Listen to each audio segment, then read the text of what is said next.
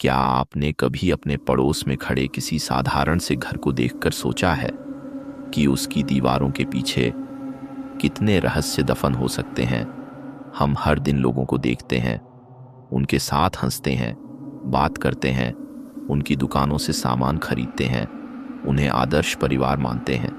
लेकिन क्या होगा अगर मैं आपसे कहूं कि कभी-कभी सबसे खतरनाक अंधकार किसी सुनसान जंगल में नहीं, बल्कि एक सामान्य से घर के अंदर छिपा होता है।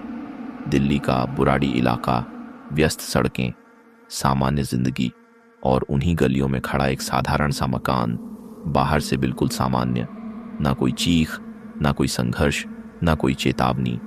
लेकिन 1 जुलाई 2018 की सुबह जब उस घर का दरवाजा खुला तो वहां मौजूद दृश्य ने पूरे देश की आत्मा को हिला दिया। एक ही परिवार के 11 लोग मृत, और सबसे भयावह बात, ऐसा प्रतीत हो रहा था जैसे वे मौत से भागे नहीं थे, बल्कि खुद चलकर उसके पास गए थे।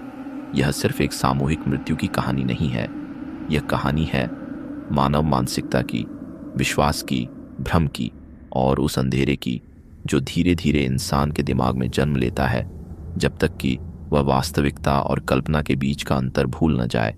और शायद इस कहानी का सबसे डरावना हिस्सा यह नहीं है कि क्या हुआ, बल्कि यह है कि ऐसा किसी के साथ भी हो सकता है। बुराड़ी में रहने वाला भाटिया परिवार समाज की नज़रों में एक आदर्श परिवार था। परिवार का अपना व्यवसाय था, पड़ोसियों के साथ अच्छे संबंध थे, बच्चे पढ़े लिखे थे, घर में आर्थिक स्थिरता थी।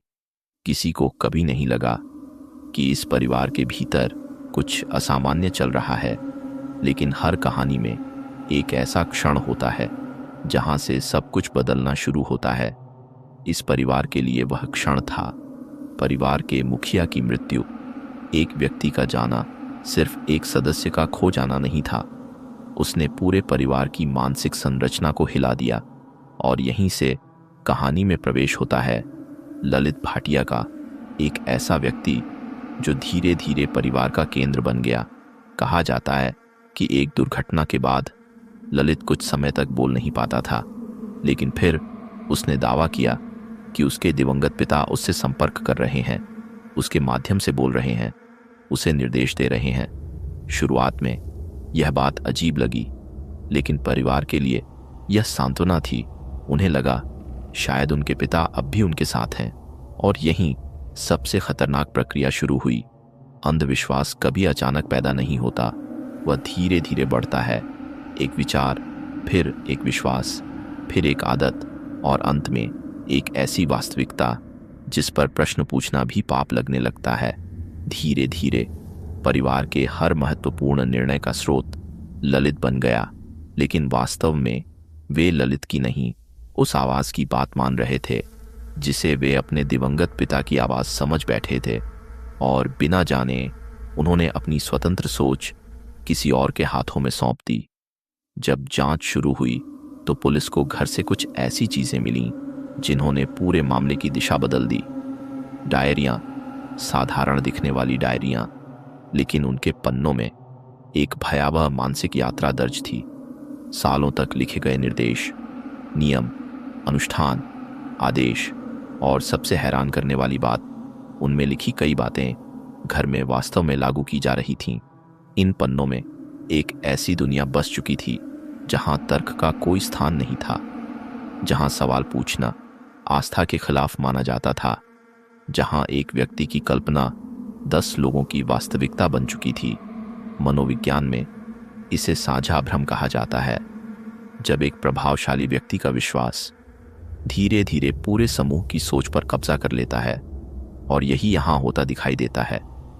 ललित परिवार का मार्गदर्शक बन चुका था, उसके शब्द निर्देश थे, उसकी बात सत्य थी, और उसका भय परिवार की वास्तविकता।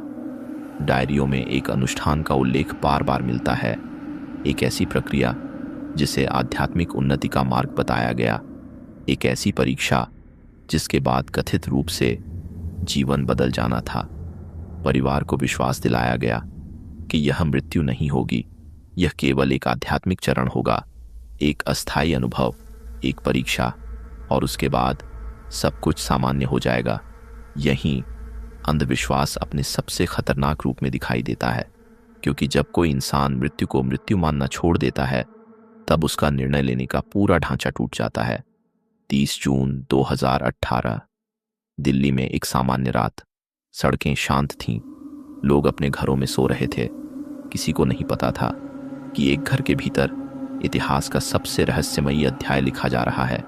कल्पना कीजिए, 11 लोग, एक परिवार, जिन्होंने वर्षों तक साथ जीवन बिताया, साथ हंसे, साथ रोए, और अब वे एक ऐसे अनुष्ठान की तैयारी कर रहे थे जिसे वे मुक्ति का मार्ग समझ रहे थे।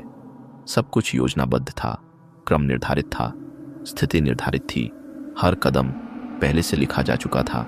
सबसे भयावह प्रश्न यह है, क्या उन्हें पता था कि वे मर जाएंगे? शायद नहीं। संभवतः वे विश्वास करते थे कि अंतिम क्षण में कुछ चमत्कारी होगा, कि वे बच जाएंगे, कि कोई अदृश्य शक्ति उन्हें संभाल लेगी। और यही इस पूरे मामले का सबसे दर्दनाक हिस्सा है। वे मृत्यु को नहीं चुन रहे थे, वे उस भ्रम को चुन रहे थे जिसे उन्होंने सत्य मान लिया था। उस रात शायद किसी ने विरोध नहीं किया, शायद किसी ने सवाल नहीं पूछा, क्योंकि वर्षों से उनकी मानसिकता एक ही दिशा में ढाली जा चुकी थी। जब स्वतंत्र सोच समाप्त हो जाती है तो आदेश सत्य बन जाते हैं, और सत्य भाग्य। सुबह जब लोगों ने वह दृश्य देखा तो पूरा देश स्तब्ध रह गया। लेकिन उस घर में वास्तव में मौत एक रात में नहीं आई थी, वह वर्षों पहले आ चुकी थी। जब सवाल पूछना बंद हुआ था, जब तर्क ने हार मान ली थी, और जब भ्रम वास्तविकता से अधिक शक्तिशाली बन गया था। बुराड़ी कांड सिर्फ एक अपराध कथा नहीं है, यह मानव मन की कमजोरियों का आईना है। हम अक्सर सोचते हैं कि हम कभी ऐसी गलती नहीं करेंगे, हम कभी किसी के प्रभाव में नहीं आएंगे, हम कभी वास्तविकता से दूर नहीं होंगे। लेकिन इतिहास बार बार हमें एक ही बात सिखाता है, सबसे खतरनाक जेल लोहे की सलाखों से नहीं बनती, वह बनती है विचारों से, विश्वासों से, और उन भ्रमों से जिन्हें हम बिना प्रश्न किए स्वीकार कर लेते हैं। क्योंकि अंधकार हमेशा बाहर नहीं होता, कभी कभी वह हमारे विश्वासों के भीतर छिपा होता है। और अब मैं आपको एक सवाल छोड़कर जाता हूं, अगर एक दिन आपकी सबसे प्रिय मान्यता और वास्तविकता एक दूसरे के खिलाफ खड़ी हो जाएं, तो आप किसे चुनेंगे?